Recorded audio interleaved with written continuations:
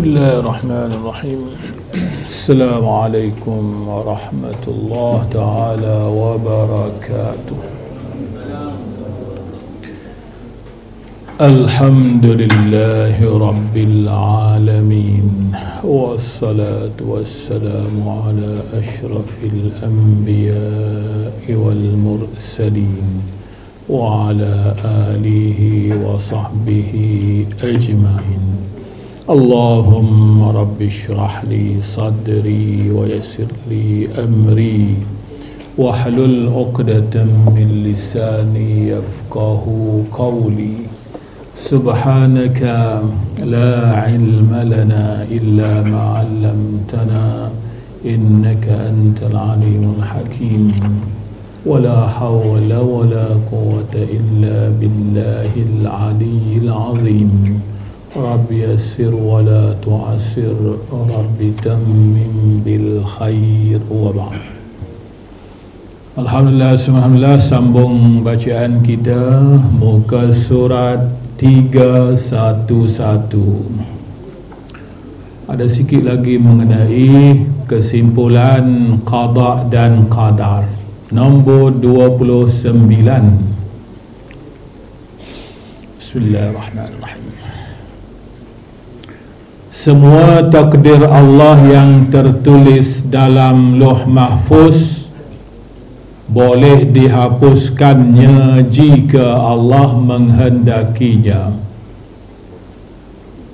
atau ditetapkannya sebagaimana yang dikehendakinya. Penghapusan atau penetapan tulisan yang ada di Lauh Mahfuz itu sesuai dengan ilmu Allah Ta'ala yang azali. 30. Qada dan takdir Allah, tidak ada yang boleh mengubah apa yang telah tertulis dalam Lauh Mahfuz, kecuali yang boleh mengubahnya ialah doa dan amal kebajikan, dan menghubungkan kasih sayang yang telah terputus, iaitu silaturrahim. Silaturrahim ni menyebabkan umur panjang. Umur panjang makna umur berkat. 31. Setiap orang yang beriman wajib menyerahkan takdirnya kepada Allah dan mengetahui bahawa Allah dan Rasulnya menyuruh mereka berusaha dan beramal soleh serta berdoa agar dijauhkan bala bencana di dunia ini dan seksa neraka di akhirat kelak. Dalam Quran banyaklah suruhan-suruhan dari Allah sebagai perintah untuk bimbing, sama ada suruhan tu dalam bentuk buat ataupun dalam bentuk larang. 32. Berusaha dan beramal ibadah bukan melawan takdir Allah. Seseorang yang taat dan beramal soleh sudah ditakdirkan Allah mereka menjadi orang yang taat dan saleh, dan seseorang yang mengerjakan perbuatan yang maksiat adalah juga sudah ditakdirkan Allah mereka menjadi orang yang maksiat. 33. Takdir Allah adalah suatu ketetapan dan ketentuan Allah ke atas makhluknya, dan usaha makhluk itu adalah pengurnian Allah kepada mereka mengikut kadar kemampuan dan kelayakan diri mereka masing-masing. Buatlah semampu kamu dalam beribadat kepada Allah Subhanahu wa ta'ala. Wala nukallifu nafsan illa wus'aha. Allah tak akan taklif kecuali Dia tahu kamu boleh buat. itu Allah menzahirkan kasih sayang kepada hamba dia. Sebagaimana ibu, dia tak suruh anak dia baru pandai berjalan tu, mat kau pergi ambil baldi dalam tandas tu penuh dengan air tu. Mak tak akan suruh lagu tu. Dia tahulah kemampuan anak dia, tak akan baru pandai berjalan nak kena angkat baldi dah. Kecuali mak akan suruh, boleh lah mat ambil air segelas untuk mak, boleh lah. La nukallifu nafsan illa wus'aha. Di mana takdir Allah dengan usaha makhluk itu tidak mempunyai berkaitan. 3-4. Takdir Allah berkaitannya dengan akidah seseorang terhadap Allah, di mana usaha seseorang itu tidak ada berkaitannya dengan i'tiqad mereka itu, malah hanya mengikut perintah Allah dan Rasulnya. Setiap manusia wajib berusaha. Ini hak bola lepas. Setiap manusia wajib berusaha. Jangan dia kata rezeki Allah tentu dah, kita duduk sela sini, marilah tu. Tidak. Itu takdir Allah. Ni Allah suruh buat. Allah suruh. Ada perintah dari Allah Subhanahu Wa Taala. Dan setiap manusia wajib berusaha. 3-5. Allah berusaha mencari rezeki dan beramal ibadah adalah suruhan Allah. Allah suruh, Rasul suruh kepada umat manusia, di mana suruhan tersebut mempunyai berkaitan dengan kewajipan manusia selaku hamba Allah, mematuhi perintah Allah dan Rasulnya, dan tidak ada perkaitannya dengan i'tiqad seseorang manusia itu. 3-6. Seseorang yang sudah ditakdirkan Allah akan masuk syurga, ditakdirkan pula dia menjadi orang yang taat dan beramal saleh di dunia. Dan mereka yang ditakdirkan Allah akan masuk ke neraka, ditakdirkannya pula menjadi orang yang maksiat di dunia ini. Itu kesimpulan yang panjang dari kesimpulan qada dan qadar. Mohon pada Allah kita ditakdirkan orang-orang yang baik, menjadi orang yang taat dan beramal soleh di dunia ni. Allah ada sebut untuk para rasul dia, ya ayyuhar rusulu, hei para rasul, kulu minat tayyibat, makanlah dari yang baik-baik, wa'amalu salihah, dan beramal solehlah.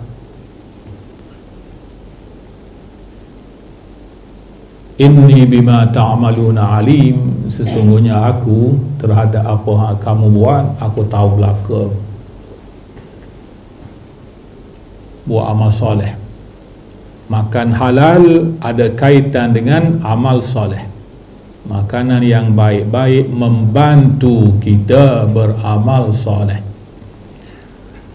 Itu perintah untuk para rasul. Ada pula perintah untuk orang-orang beriman.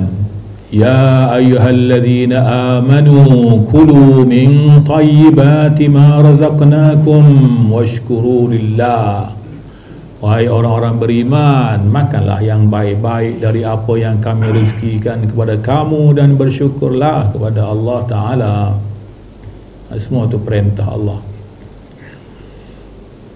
Baik, kita ke fasal ke-16, hakikat iman. Para ahli ilmu mentarifkan hakikat iman itu kepada 2 ta'rifan. Ta'rif pertama ialah iman tu ialah mengikrarkan dengan lidah, al-iqraru bil lisan, ikrar dengan lidah, membenarkan dengan hati. At-tasdiqu bil qalbi, membenarkan dengan hati, dan beramal dengan anggota badan. Al-a'malu bil jawarih, dengan anggota badan. Itu ta'rif iman. Iqrar dengan lidah, sebut asyhadu alla ilaha illallah wa asyhadu anna muhammadan rasulullah.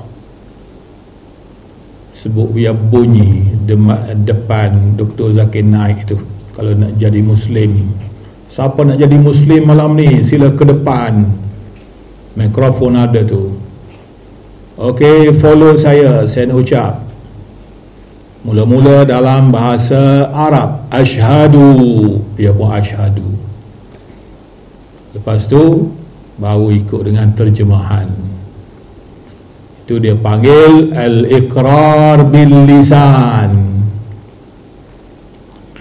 membenarkan dengan hati. At-tasdiqu bil qalbi, meyakini dengan hati. Lepas tu buat, beramal dengan anggota badan. Saya yakin sedekah itu ada pahala. Benar. Buat. Tidak. Itu bukan iman. Tak beriman lagu tu. Iman tu yakin. Sedekah tu asal dari perkataan sedekah. Sedekah. Benar. Itu ta'rif pertama ya. Ta'rif kedua, mengikrar dengan lidah dan membenarkan dengan hati. Dua pendapat kat situ. Berpunca daripada pentakrifan tersebut terdapat 6 cara keimanan. Nombor 1, para ulama telah ittifaq, sepakat mana dia, mengatakan mereka yang hanya mengaku dengan lidah sahaja dan mendustakan dengan hatinya, mereka itu tidak termasuk dalam golongan orang-orang yang beriman. Dan mereka itu adalah orang-orang yang munafik, dan akan diazab lebih kuat daripada azab orang-orang yang ingkar.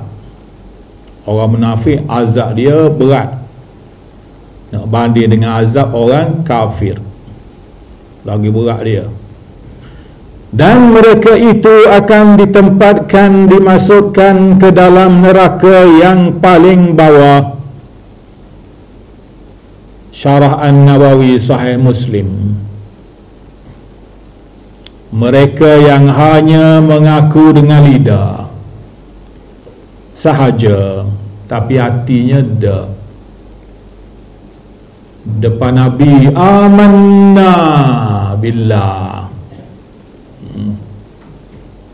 anni asyhadu annaka rasulullah. Depan Nabi, mani mulut. Belakang Nabi, apa tak kata. Kalau boleh nak bunuh, serabut perut dia tengok Nabi, menyampah dia tengok Nabi. Mulut sebut iman, hati perut kufur. Menzahirkan iman, membatinkan kufur. Itu dia panggil munafik. Abdullah bin Ubay, itu geng Abdullah bin Ubay. Sepanjang zaman ada orang lagu ni. Sepanjang zaman munafik. Innal munafiqina fi darkil asfali minan nar.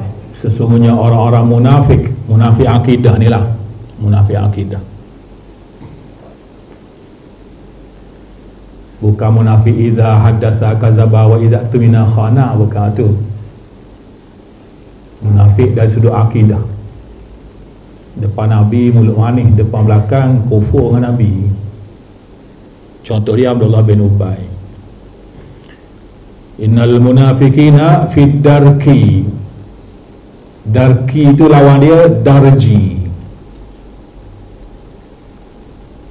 Kalau naik ke atas dia panggil darjun. Banyak naik ke atas dia panggil darajat. Darajat. Darjun, tangga naik ke atas. Darjun. Kalau darkun, ke bawah. Darakat. Innal munafiqina fi darkil asfali minan nar. Darki ke bawah. Orang munafik duduk di dasar neraka. Darki bawah, asfal paling bawah. Asfali minan nar. Atas dia orang kafir. Dalam neraka atas orang kafir, bawah dia orang munafik. Berat orang munafik. Manusia berhadapan dengan manhaj pecah tiga. Manusia berdepan dengan manhaj. Manhaj tu agama Nabi bawa lah. Manusia apabila berdepan dengan manhaj, mereka terpecah pada tiga. Pertama, yang beriman. Yang kedua, yang kufur, kafir. Yang ketiga, munafik. Tiga. Kategori ini ada dalam surah Baqarah, ya, surah Baqarah. Orang beriman, orang kafir, orang munafik. Orang munafik Allah explain dia dengan 13 sifat. Nombor 2, para ulama telah ittifaq juga, sepakat juga, tidak memadai mentahqiqkan keimanan mereka yang hanya makrifat, mengenal dengan hati sahaja, tak padan dengan hati sahaja, kena sebut.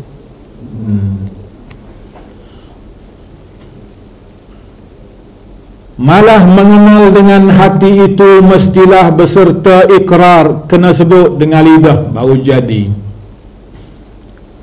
Tak boleh dengan hati saja, kena sebut dengan lidah, kena ikrar dengan lidah.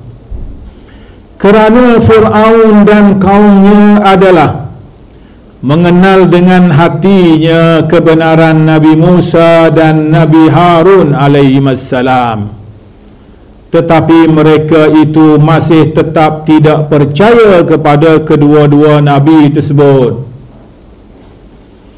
Firman Allah Subhanahu wa ta'ala memberitahu jawapan Nabi Musa alaihissalam kepada Fir'aun.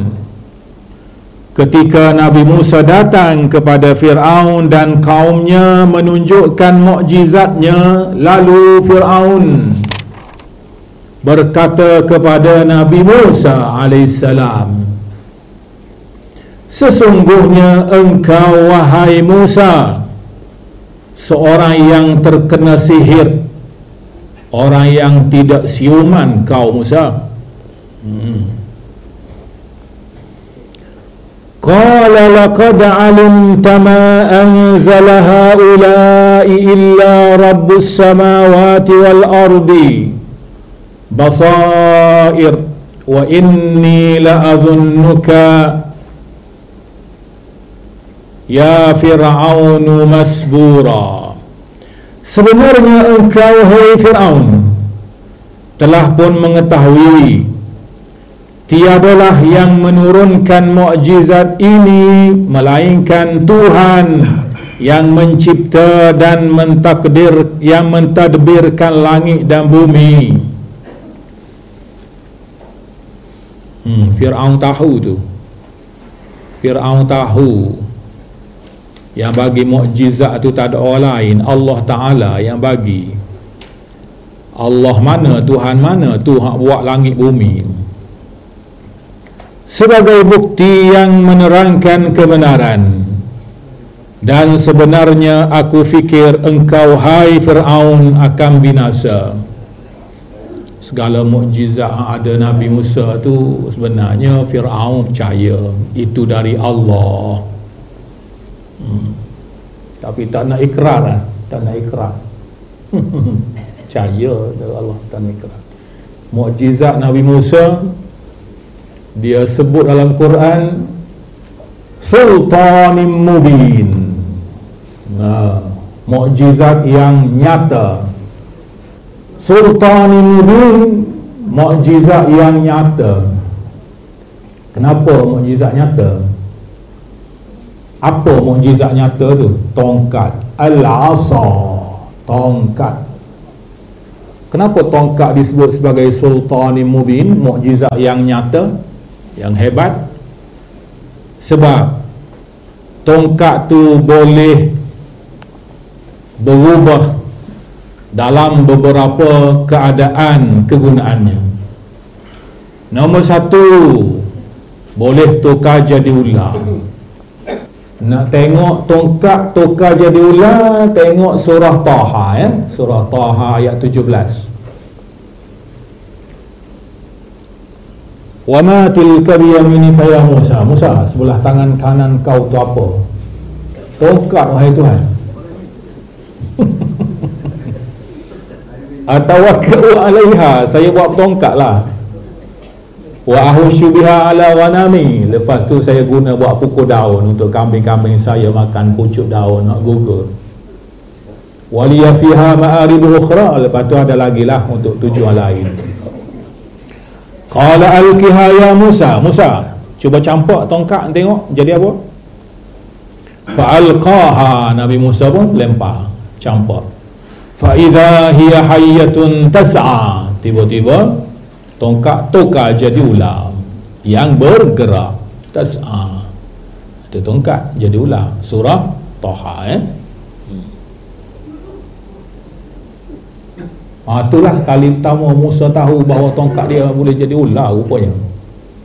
Qala khudha wa la taqaf. Musa, kau ambil balik, jangan takut. Ular besar kemain tu Allah suruh pegang kepala, ambil balik. Menyebabkan Nabi Musa takut. Allah kata jangan takut. Qala khudha, Musa kau ambil balik tu. Wala takhaf, jangan takut. Kenapa Nabi Musa takut? Sebab memang ular kan dia. Memang ular. Bukan ular plastik. Ular plastik pun melompat dah. Ular sungguh, ular betul, besar ular tu. Ambil, jangan takut, kata Allah. Aku akan jadikan dia tongkat balik. Sanu'iduha siratahal ula. Ular situ tu semacam yang pertama tadi, bukan ular. Siratahal ula. Kedua, mukjizat Nabi Musa melalui tongkat tu boleh membelah lautan jadi jalan. Yang ketiga, tongkat tu dipukul pada batu, keluar 12 air mata air. Itu mukjizat Nabi Musa. Fir'aun tahu tu, mesti Allah bagi, bukan orang lain ke? Dia tahu Allah yang beri semua tu. Allah buat langit bumi, mentadbir langit bumi. Tapi dia tak nak ikrar dengan lidah dia. Tak jadilah betul. Dia kena ikrar. Bila dia ikrar, tak nak lemah. Kami beriman dengan Tuhan Nabi Musa. Duk kokak-kokak dah. Macam tu. Allah kata, mana aku nak terima lagu tu? Kau nak mati baru cakap lagu tu. Kalau tak mati dah lagu tu.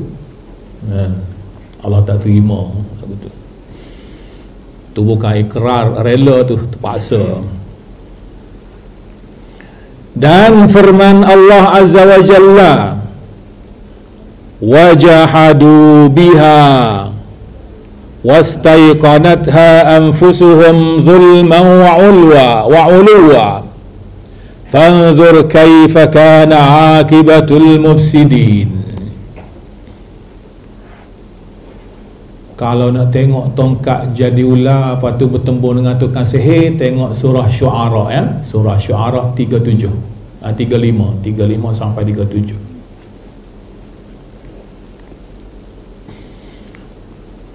Dan mereka mengingkari secara zalim dan sombong angkuh, sedang hati mereka meyakini kebenarannya. Tahu Allah ada tapi tak nak sebut. Angkuh, zalim diri. Oleh itu lihatlah bagaimana kesudahan orang-orang yang melakukan kerosakan. Fir'aun dan kaumnya, kesudahan mereka sebagaimana yang diterangkan dalam ayat-ayat yang lain. Mereka itu dibinasakan dengan tenggelam di laut. Fir'aun ni hebat dia. Dia memimpin 1,000,000 tentera. Kata-kata dia semua orang dengar. Arahan dia tu semua orang ikut.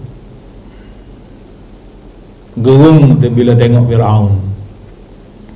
Nabi Musa bergerung juga tengok Fir'aun. Minta bantuan piada Harun sekali. Gerun. Tapi rupa-rupanya Fir'aun tak pandai berenang. Kata ketua komando tu tak pandai berenang rupanya. Oh hebat.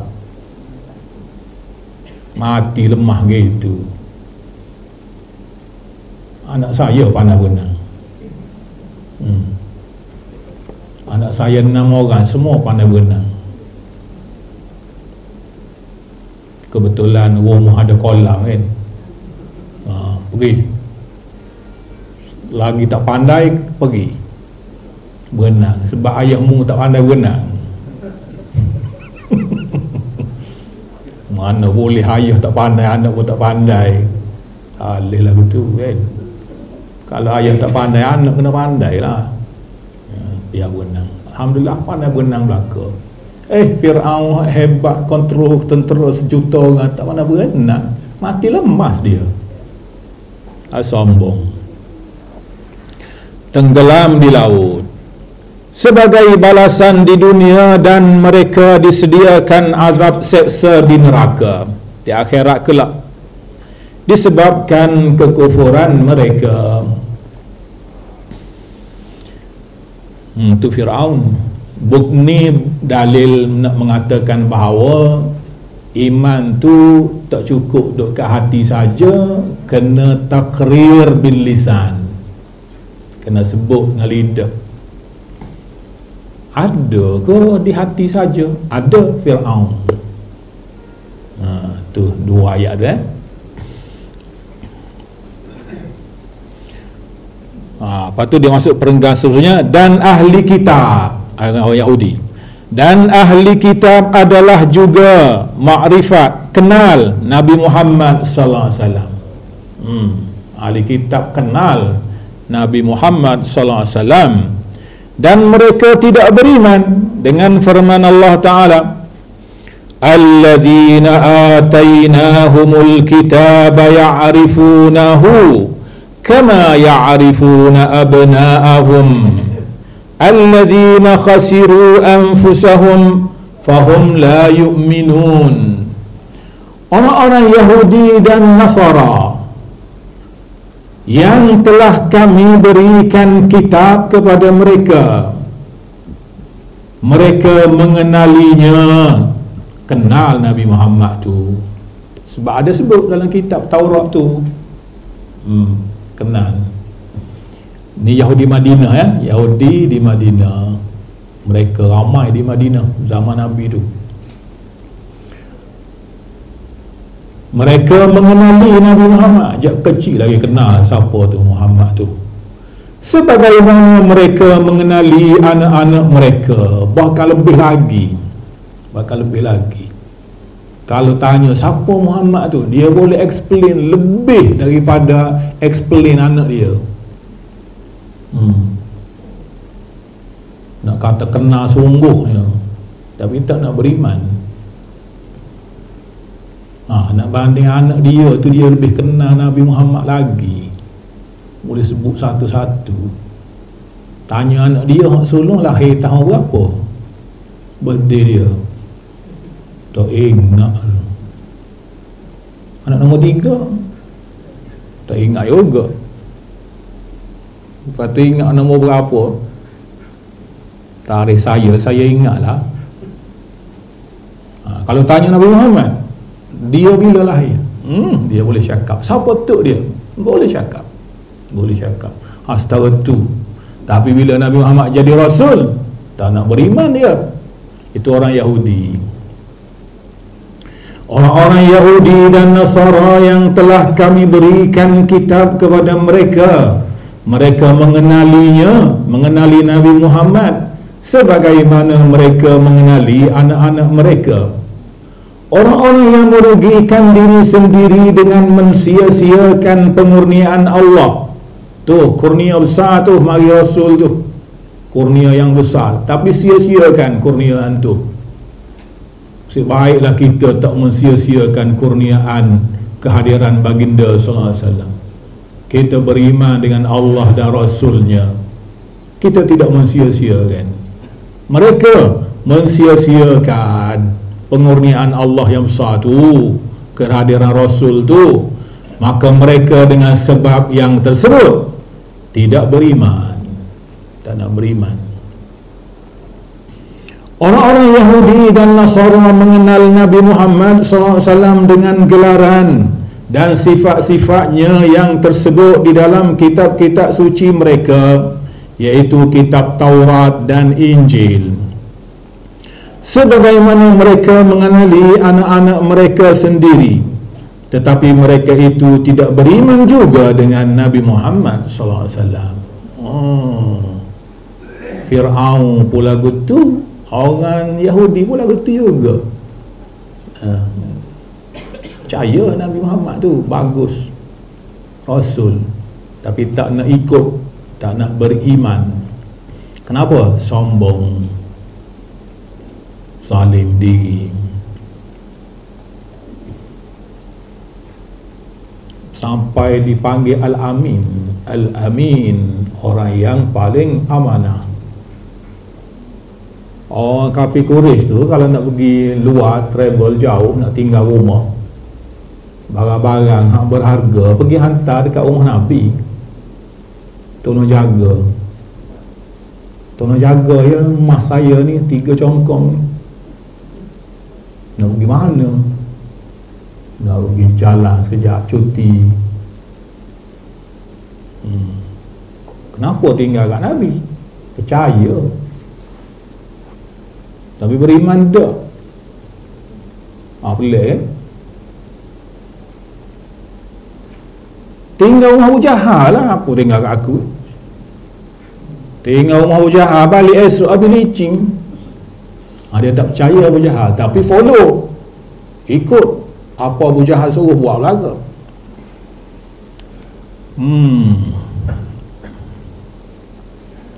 Tiga, ahli sunnah wal jamaah telah ijma' bahawa Allah Ta'ala menuntut, menghendaki, menuntut itu yatlubu, menghendaki dari hambanya perkataan dan perbuatan. Kena sebut, jangan di hati saja, dia kena ada tu.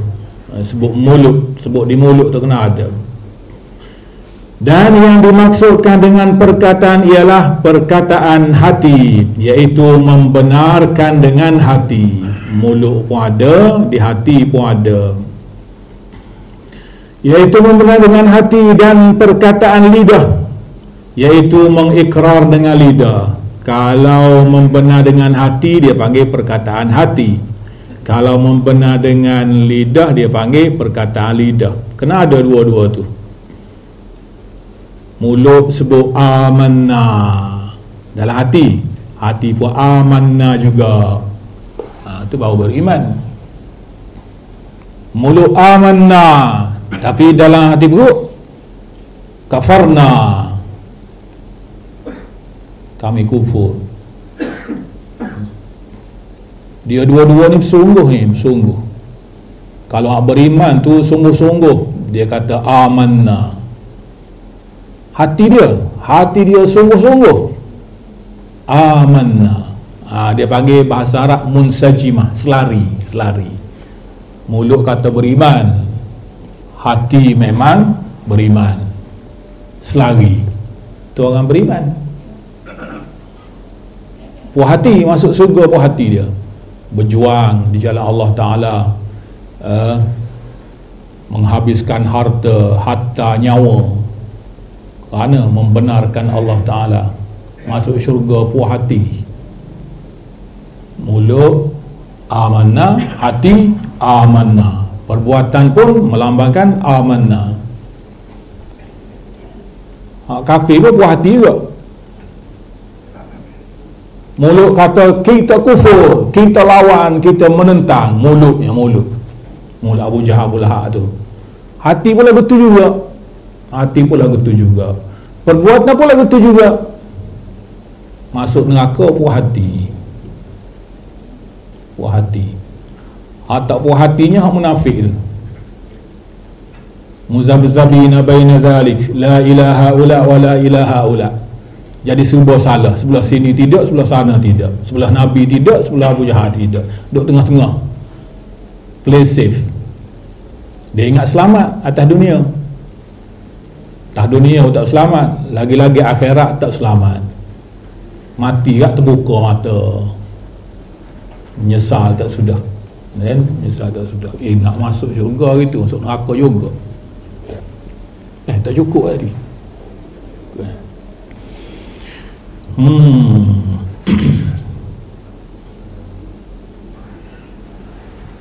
Iaitu membenar dengan hati dan perkataan lidah, iaitu mengikrar dengan lidah. Okey, kita berhenti kat situ dululah, di nombor 3.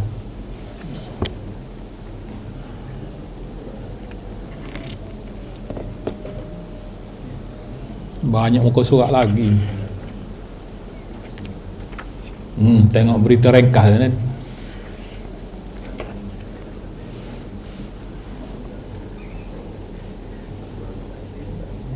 Selepas gencatan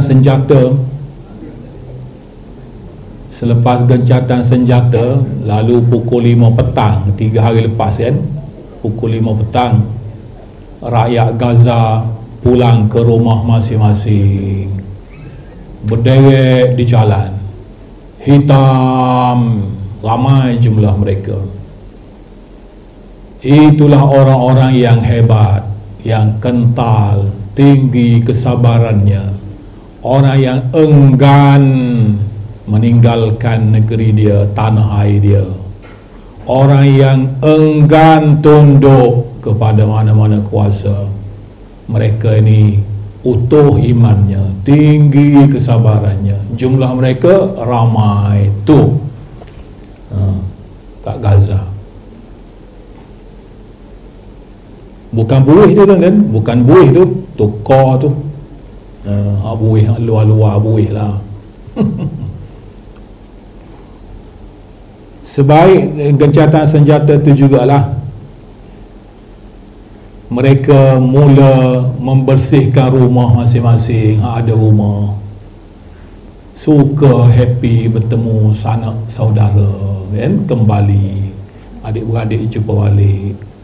Waktu tu jugalah, dalam tempoh tu jugalah, Hamas mengerah 7,000 polis dia untuk kawal negeri tu, Gaza, nak memberi isyarat kepada Donald Trump bahawa negeri ini ada tuan, ada yang mengurus, ada yang mentadbir. Sebab Donald Trump dia sub dekat Tony Blair untuk urus Gaza. Ada kepatut Tony Blair, macam tanah pok dia pula bagi kat Tony Blair. Ada tuan tu. Hamas dia urus tu. Jalan-jalan diboldoskan bagi cantik, makanan pun dah mula masuk. 2-3 hari kita duk tengok TikTok mereka tu kan, kuat juga dia orang main TikTok tu kan. Kuat dia main TikTok. Siapa kena bunuh wartawan tu. TikTok dia, orang takut kat TikTok dia. Oh lah ni TikTok tu masak tu kan, masak, bagi makanan, makan roti, basuh rumah, bersih rumah. Kita pun happy tengok. Saya happy, mereka pun happy. Happy kan 2 tahun. Bunyi je tiap-tiap malam tu drong. Kalau dia drong kat bom, dia bom. 2 tahun. Critical kan. Bila gencatan senjata tu dia kata malam ni sunyi, tak ada dah bunyi drum, tak ada dah bunyi bom. Sedapnya tidur, kata dia. Kan? Kita tidur lama dah, terlebih tidur dah kita. Mereka baru nak tidur kan. Berkat doa-doa kita belakalah. Mereka berjuang menegak agama Allah Subhanahu wa taala. Harap-harap aman damai sentiasalah. Tapi lah ni Afghanistan dengan Pakistan pula gedung-gedang kan. Amerika pelaga, Pakistan sebelah mereka. Sebab mereka cita-cita nak ambil Belgram, tak berani. Dia tahu hari nak ambil tak berani Donald Trump takut. Dia cucuk Pakistan suruh perang. Oh, sama-sama kita. Tu nak kata lagu mana? Kalau mati nak kata lagu mana? Telah syahid gitu. Oh, payah lagu tu. Syahid kok mana? Kan? Sama-sama Muslim. Harap-harap berlaku gencatan jugalah. Itulah cerita dia dan Gaza. 8:19 malam. Bismillahirrahmanirrahim. Alhamdulillah rabbil alamin. Allahumma iftah alaina futuhal arifin warzuqna fahman nabiyyin bi khatimil mursalin. Allahumma zidna ilma warzuqna fahma. اللهم انصر إخواننا المجاهدين والمستضعفين في فلسطين. اللهم سدد رميهم وثبت أقدامهم وتقبل شهداءهم. وصلى الله على سيدنا محمد والحمد لله رب العالمين. تقبل الله منكم.